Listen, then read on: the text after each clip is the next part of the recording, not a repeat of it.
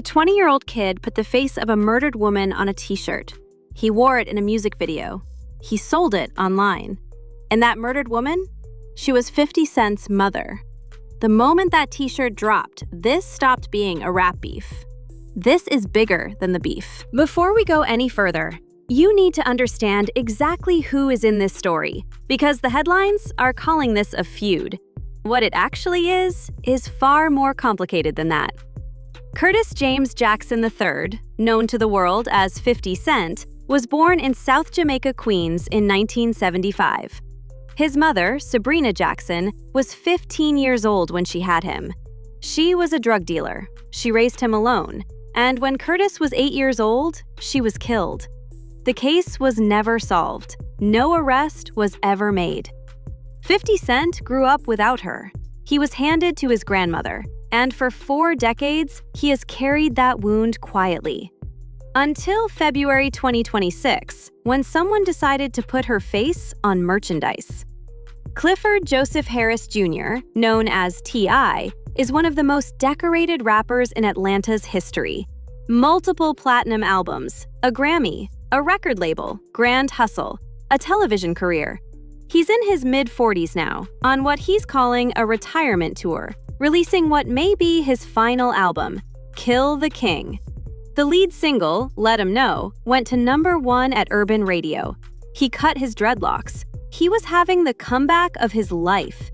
And then he made one comment on a podcast, and 50 Cent heard it. In February 2026, T.I. appeared on the $1 Million Worth of Game podcast during his album promo run. And he said, with the confidence of a man who thought the war was over, that 50 Cent had ducked a versus battle, that he was afraid to stand across from T.I. musically, that 50 had blinked. 50 Cent did not respond with music. He responded with Instagram posts, with memes of Tiny, with public mockery. T.I. fired back with 4 diss tracks in 48 hours. His sons, Damani and King Harris, stepped into the battlefield. And then King Harris did something that every single person in hip-hop, even T.I. himself, said went too far. To understand how we got here, you have to understand that this beef did not start in 2026. It started in 2007. That year, T.I. was arrested by federal agents outside a hotel in Atlanta, just hours before he was scheduled to appear at the BET Hip Hop Awards. The charge? Illegal possession of machine guns and silencers. He cut a deal with prosecutors. He cooperated. And 50 Cent, at the height of his own power, fresh off the massacre moving over 1 million copies in its first week, publicly called T.I. a federal informant. The word 50 used was snitch. T.I. never forgave him for that, and 50 never backed down. For nearly 2 decades, the tension between these two men existed below the surface. A Cold War. Occasional Instagram shots, passive-aggressive interviews, but nothing that boiled over until February 2026. When T.I. made that versus comment, 50 responded the way 50 always responds. Not with rage, but with strategy. He posted old footage of T.I. He made memes of Tiny Harris, Tamika, T.I.'s wife, the singer from Escape. He mocked the whole family. He was methodical. T.I. dropped 4 diss records in 2 days, and they were good. People were playing them. But here is where the story changes. Because it wasn't T.I. who changed the temperature of this war. It was his son. King Harris, T.I.'s youngest son, released a diss track called Sayless in late February 2026. In the video, he wore a t-shirt with the face of 50 Cent's late mother, Sabrina Jackson, printed on it. He referenced her in the lyrics. He told 50 to dig her from the grave, and he sold the shirt online with her image on the product. T.I. found out. And what he said about it tells you everything about what kind of father he is and what kind of son King Harris is becoming. I said, that's enough when I seen that t-shirt. That's a direct quote. T.I. told the Ebro show, I spent so much time trying to get this little nigga off the ledge. Now he has justifiable means to undo all of the teaching that I've been teaching. He was proud of his sons for defending their mother. But the shirt? The shirt went somewhere T.I. himself refused to go. And 50 Cent watched all of it. He said nothing. He posted nothing. He went completely silent. If you know anything about 50 Cent, you know that silence is not peace. Silence is preparation. Because there was a moment, not long before this, when 50 went quiet about a very different celebrity.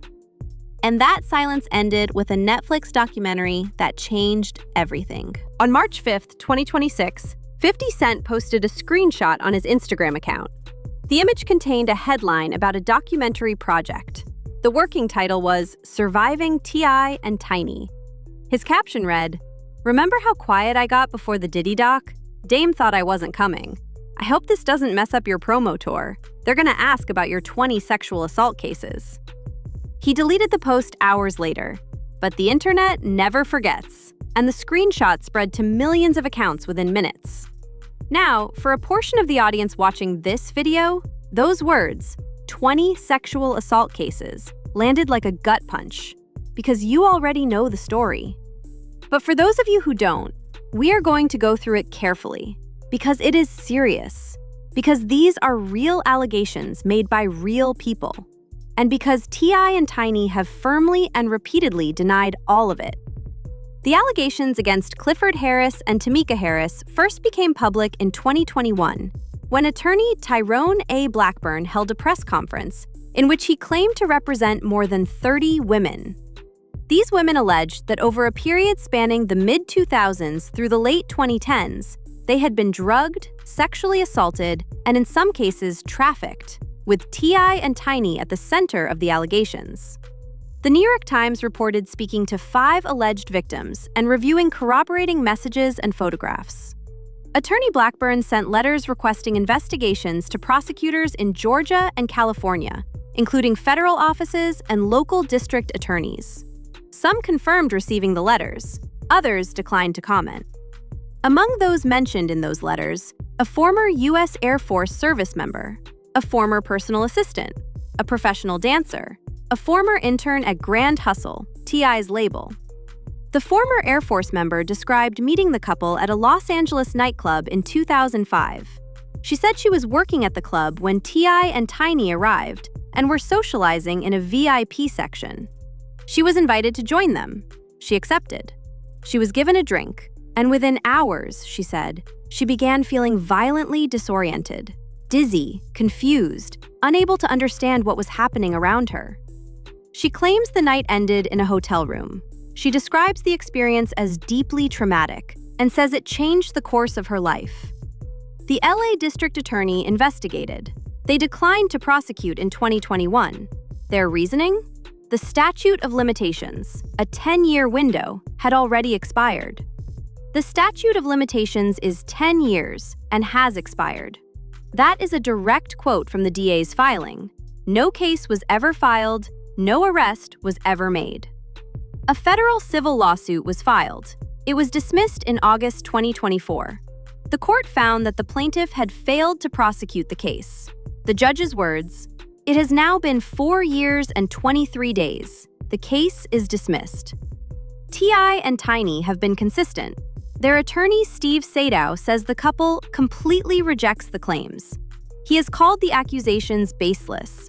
He has argued the entire situation is a pressure campaign, an attempt to extort the couple financially rather than pursue genuine justice. T.I. himself has said clearly, no one was ever forced to take substances, no one was held against their will, and every encounter was consensual. So here is where we stand. There are serious allegations on one side.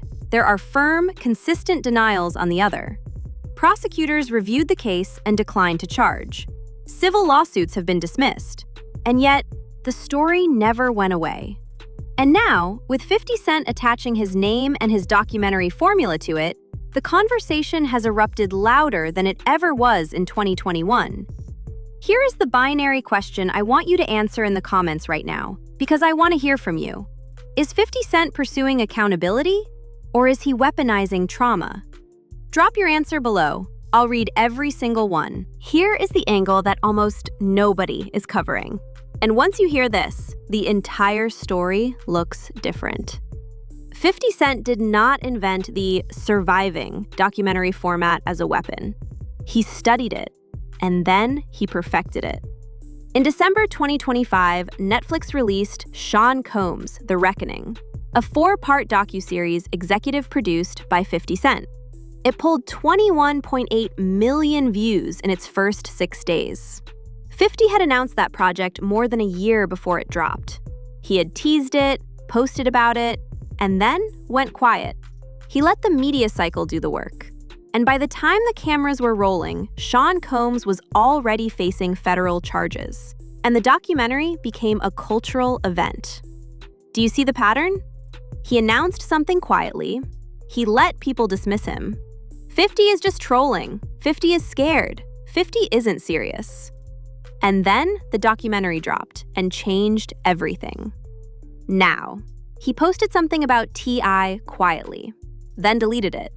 And people are saying, 50 is just trolling. 50 is scared. 50 isn't serious. Are you sure? Because here is the detail that almost no one is talking about. There's a line in the Power Origins theme song, 50 Cent's intro to his TV series, that plays at the beginning of every single episode. And the line specifically references T.I. and Tiny. Every time that episode airs, every time someone starts a rewatch, every time the algorithm recommends it, that line plays. It is a permanent, embedded diss that will outlive any diss track T.I. could ever drop. Music responds to music. But how do you respond to a television theme song? And there's more. On June 9th, 2026, less than 90 days from now, T.I.'s defamation lawsuit against Sabrina Peterson goes to trial in Los Angeles. Sabrina Peterson was a former family friend who publicly accused T.I. and Tiny of pointing a gun at her head. She has since expanded her claims. T.I. sued her for defamation. She countersued. And in June, they will be standing across from each other in a courtroom. What does that mean? It means that regardless of whether 50 Cent makes a single documentary, the allegations surrounding T.I. and Tiny are about to be re-examined in open court. Witnesses will testify. Evidence will be submitted. It will be public record. 50 Cent doesn't need to rush. He has time. He has resources. He has a proven formula. And the legal system is doing the setup work for him. This is bigger than the beef. T.I. understands this, because in response to 50's documentary threat, T.I. announced he is developing his own documentary, reportedly called Surviving 50 Cent, in which he intends to expose 50. He says he has receipts. Now, here's what makes this genuinely fascinating from a storytelling perspective. Both men are right that they have things to say. Both men have been wronged. Both men have things to hide. And both men are trying to control the same narrative at the same time. This has never happened before in hip-hop at this scale. Let's talk about exactly what has happened in real time, because the last 2 weeks have been extraordinary. February 2026. Ty tells the $1 Million Worth of Game podcast that 50 Cent lost the verses before it happened. 50 responds with Instagram posts mocking the Harris family. Ty drops 4 diss tracks in 48 hours. The internet explodes. Late February 2026. King Harris releases Sayless. He wears the shirt, he sells the merch. The hip-hop community, even those fully in Ty's corner, recoils. Because there is an unwritten rule in rap culture. You do not touch a man's dead mother. Not like that. Not commercially. Not as a product. Ty publicly checks his son. He appears on the Ebro show. He's diplomatic. He says he's proud of his sons for defending Tiny. But he is clear. The t-shirt was not what he taught. The t-shirt was a line he would not have crossed himself. What Ty doesn't say publicly, but what the situation screams, is that King Harris just gave 50 Cent the moral high ground. In a war of optics, that is the most valuable terrain, and King handed it to him for the price of a t-shirt. Meanwhile, Damani Harris, Ty's older son, took a completely different approach. He went on The Breakfast Club. He was measured. He defended his mother in words, not with merch. He represented the family with dignity. Same father, different sons. The contrast could not be more striking. March 5th, 2026. 50 Cent posts the surviving Ty and Tiny screenshot. It goes viral in minutes. He deletes it, but the caption had already been seen. I hope this doesn't mess up your promo tour. Ty's album, Kill the King, is currently sitting at #1 on urban radio. His single, Let 'Em Know, is one of the early hits of 2026. He cut his locks. He came back harder. And then 50 Cent turned off the lights. March 6th to 9th, 2026. Ty fires back. He announces surviving 50 Cent. He says he has receipts against 50 that the public has never seen. The hip-hop world goes into a frenzy because now there are 2 documentaries, 2 men, 2 stories, and no platform has confirmed either one. Here is the critical piece of information that separates this from every other rap beef. 50 Cent is not bluffing. He has the infrastructure, the Netflix relationship, the production team, and the track record to actually make this documentary happen. Ty has never produced a documentary. He is working with what he has. In chess, this is called an asymmetric position. One player has more pieces, but the other player is still very much in the game. Right now, as of this video, no network or streaming platform has confirmed distribution for either documentary. No filming dates have been announced. No accusers have gone on the record publicly with 50's project. But the silence from 50 Cent after posting and deleting, that is not retreat. That is tactical patience. That is the same silence he maintained for 14 months before the Diddy doc dropped. Now, here's the part nobody is reporting.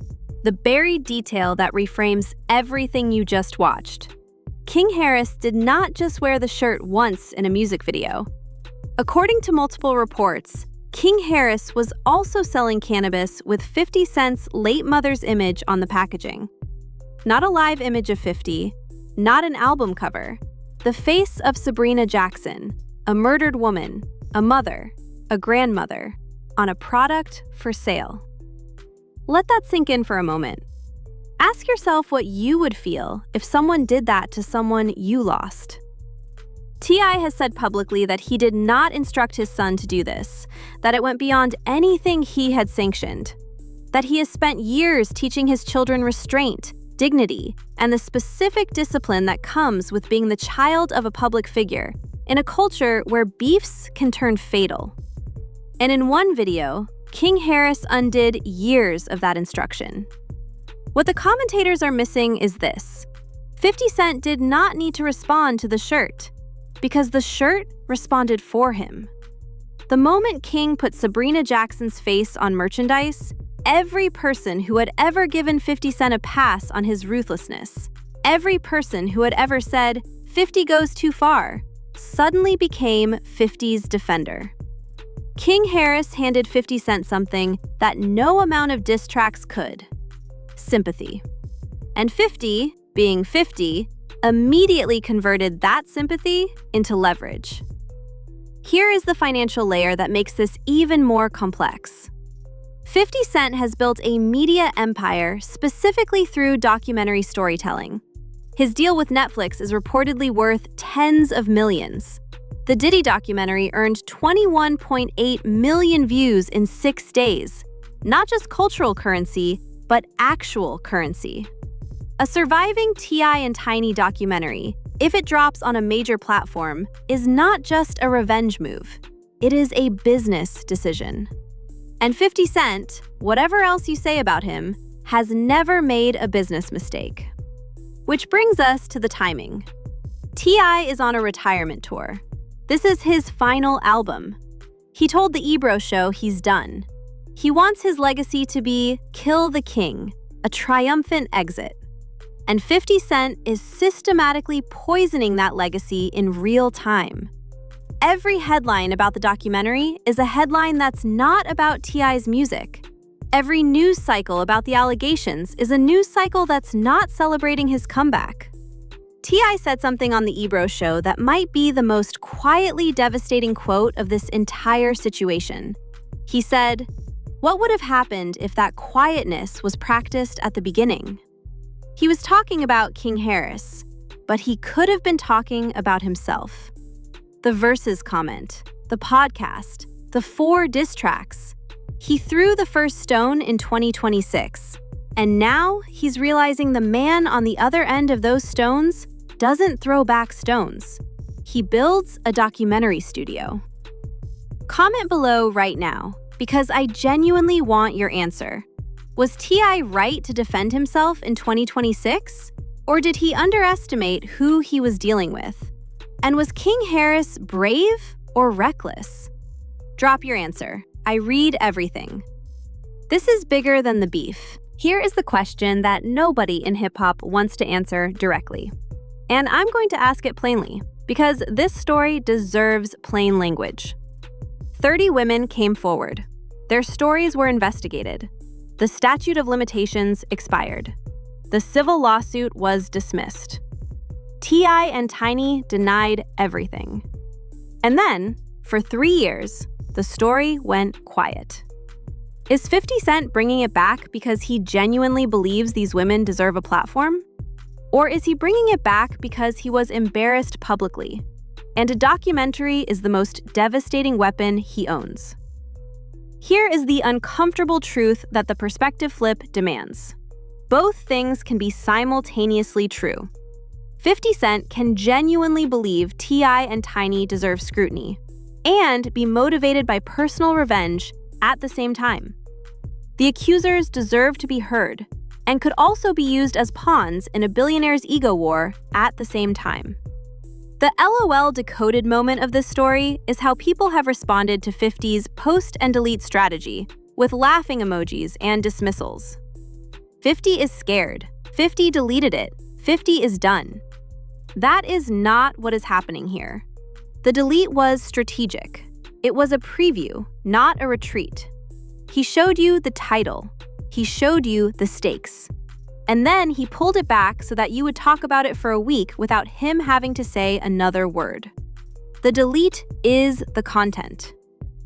Think about the last time someone betrayed your trust. Think about the moment you found out. Did you confront them immediately? Or did you go quiet and plan? 50 Cent goes quiet, and then he delivers.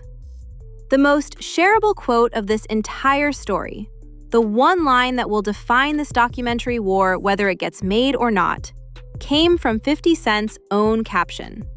"I hope this doesn't mess up your promo tour." That is not a threat.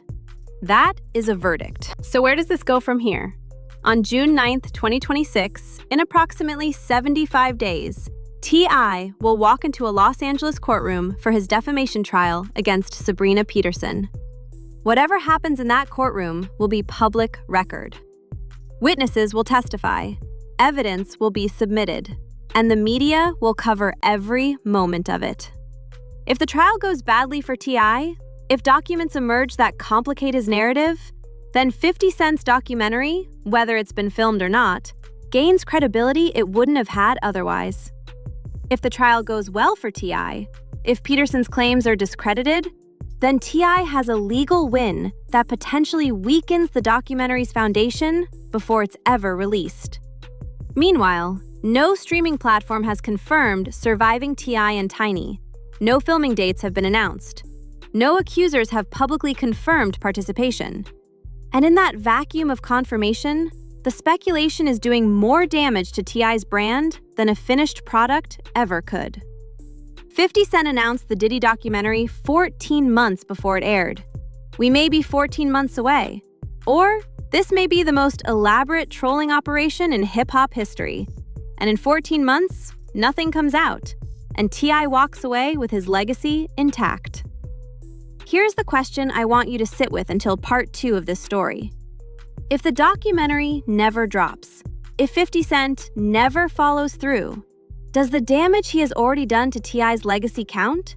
Or does intent require execution? Let me zoom out, because this story is about more than 2 rappers and a deleted Instagram post. Hip-hop is in an accountability era that nobody asked for and nobody can stop.